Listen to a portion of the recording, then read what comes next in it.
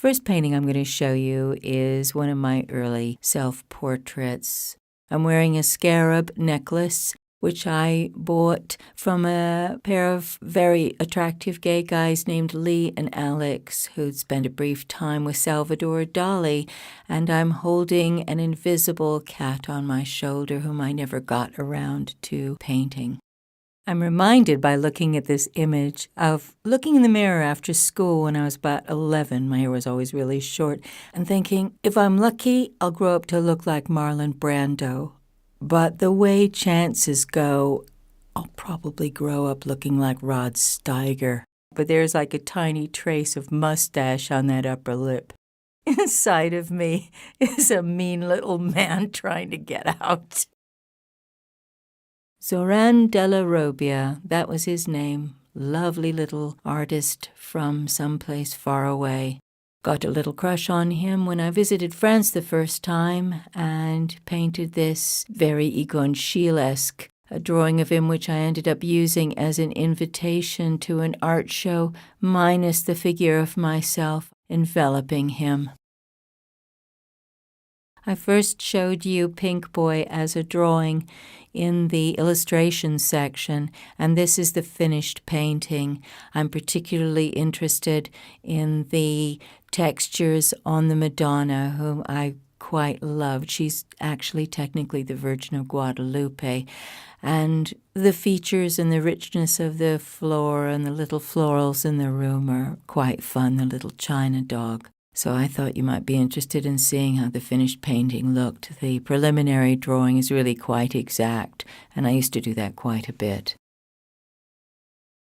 Here we are at the entrance to Death's Drive-In.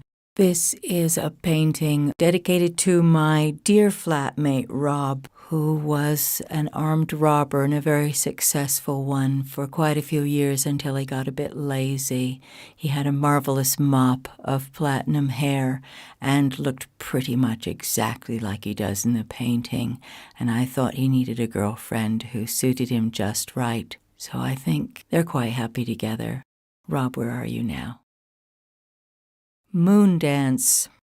This particular image is based on an earlier drawing from my comics period, which is entitled Portrait of a Rapist. Obviously, it would have had to have been drawn from memory. Even today, rapists don't like being caught on cell phones. Paradise Head.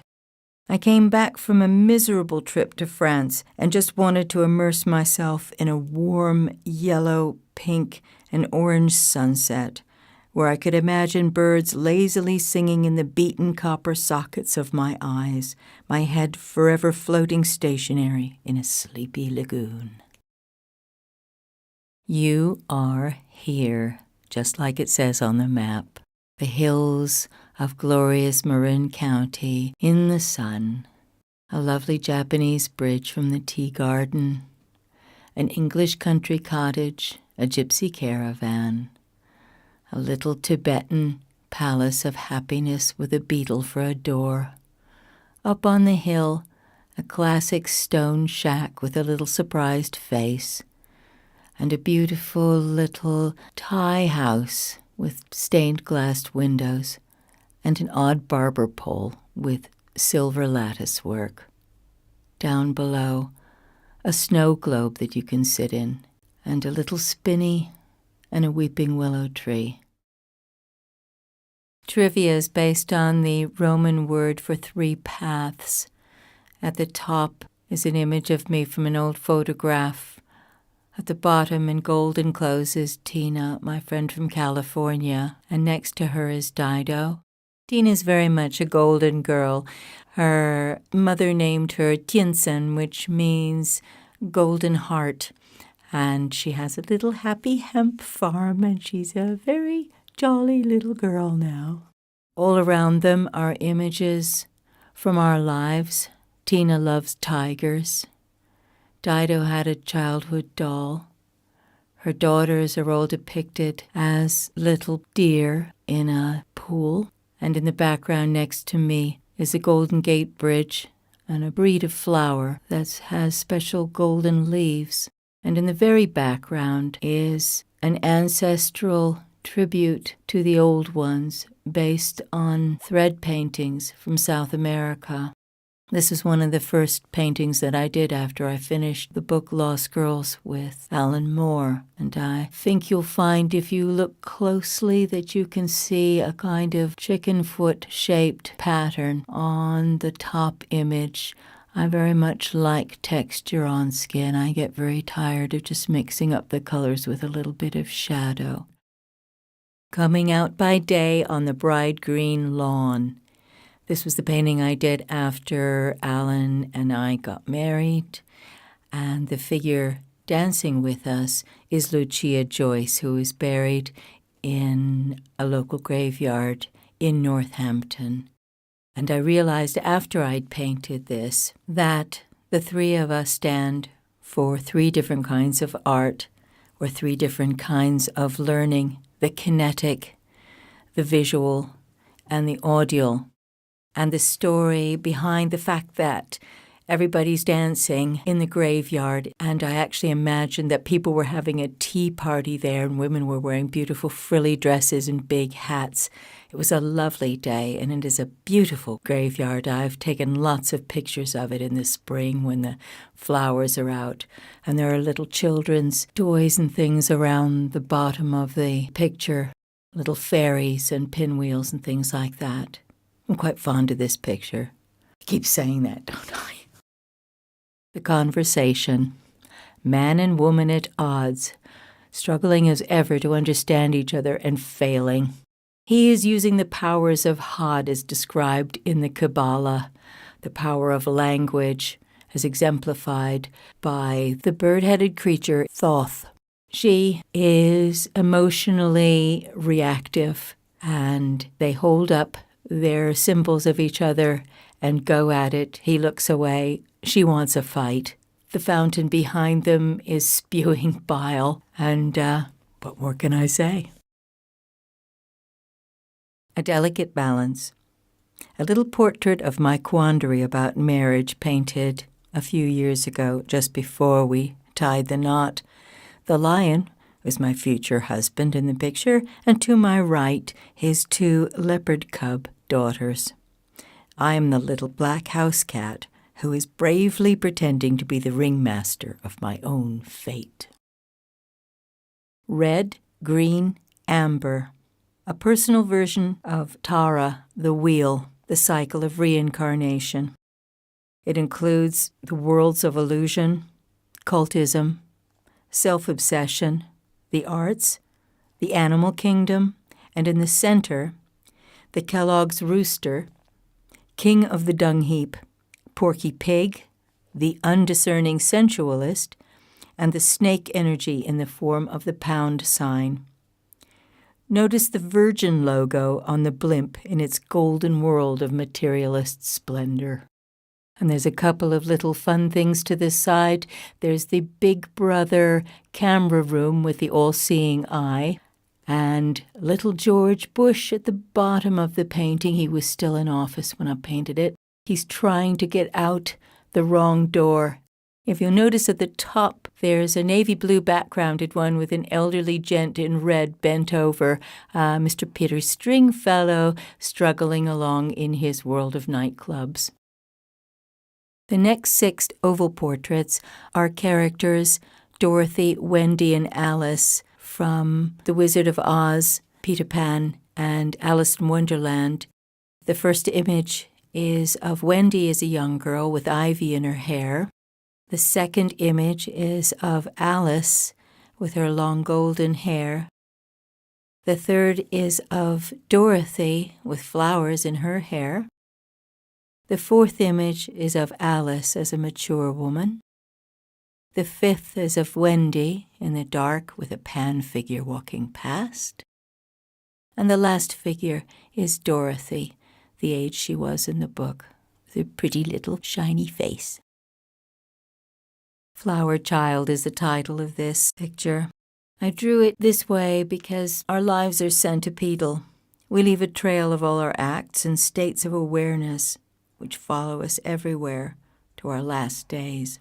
Infancy to enlightenment, I have placed little steps of awareness here, with a background of my home city, Golden Gate Bridge, Lombard Street, and Golden Gate Park and its tea garden. There's even a tiny little rat at the bottom playing with the infant child, and at the top is the point of enlightenment where the lucky human gets to turn into Tara, the ever-forgiving green goddess.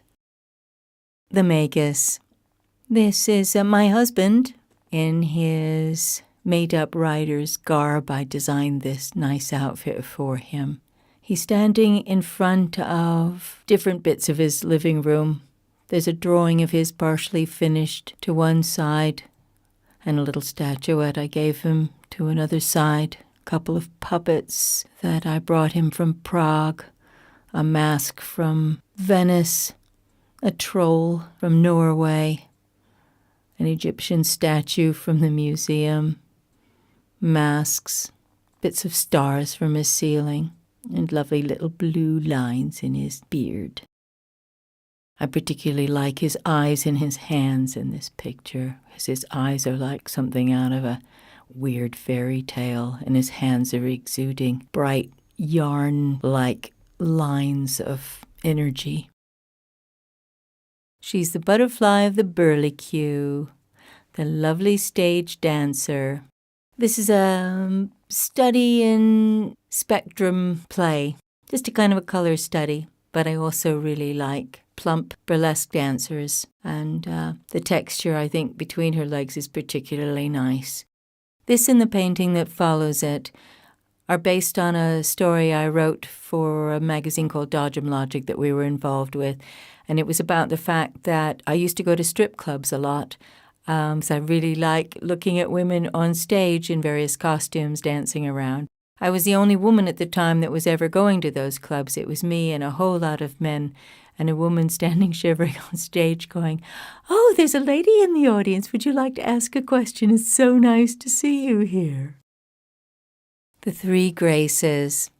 Carrying on from Butterfly of the Burlicue, another textural study of just the beauty of neon light and feathers and shiny costumes and high heels and beautiful satiny hair.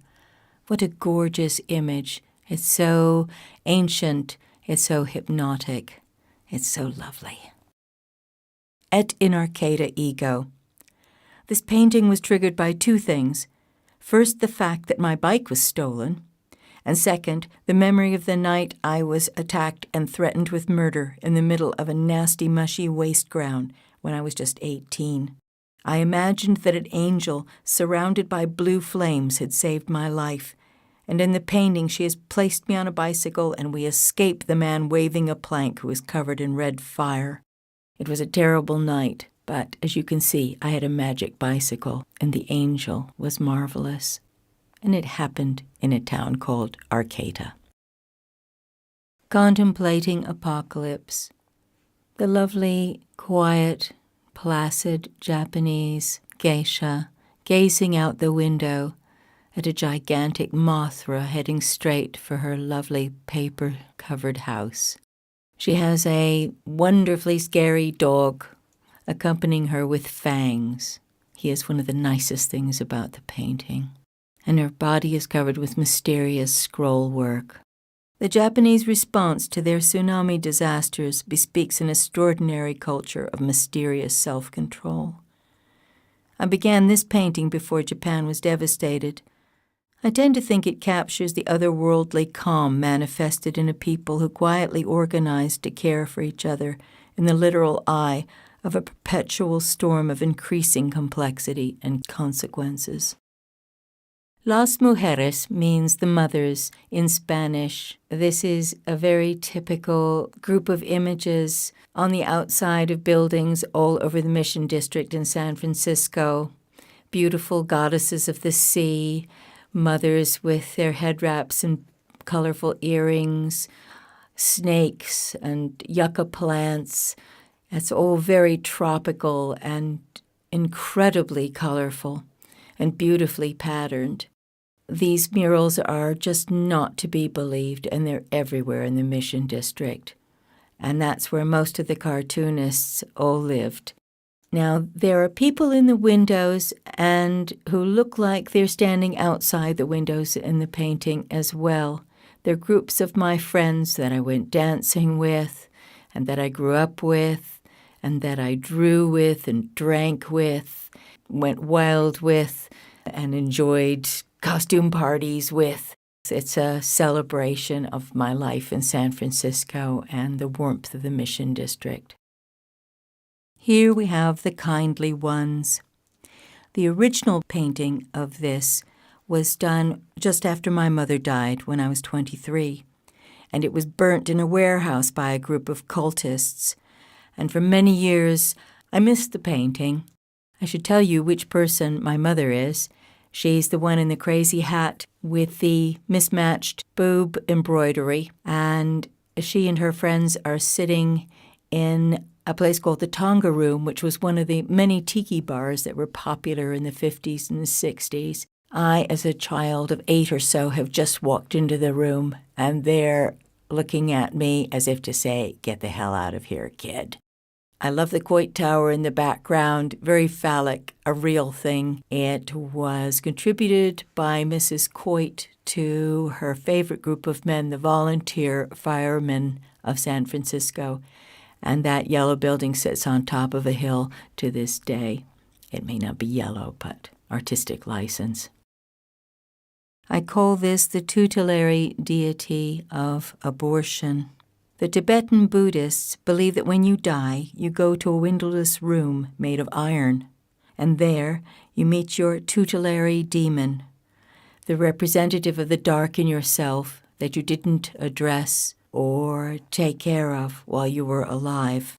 And there you meet your tutelary demon, which dances before you. And if you haven't prepared for that event and that tutelary demon, then perhaps that small, minute agglomeration of the white drop and the red drop, which is the representative of you, which is carried through the underworld and back into life again, may not survive. So the whole point of a tutelary demon is that you know it while you're alive.